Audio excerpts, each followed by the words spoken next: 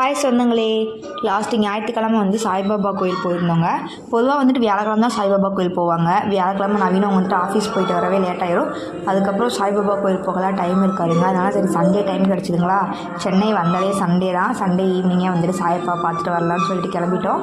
இது எங்களுக்கு ரொம்ப கனெக்டான சாய்பாபா கோயிலுங்க. பாப்பா பிறந்து நாங்கள் சென்னை வந்தப்போ சாய்பாபா கோயில் போகணும்னு சொல்லிட்டு சர்ச் பண்ணி பார்த்ததில் இந்த சாய்பாபா கோயில் இருந்துச்சுங்க. ஆட்டோ பிடிச்சி அதுக்கப்புறம் ஒரு 1.5 கிலோமீட்டர் பக்கம் நடந்துன்னு சொல்லிட்டு ரொம்ப கஷ்டப்பட்டு தான் சாய்பாபா கோயில் போனோம்.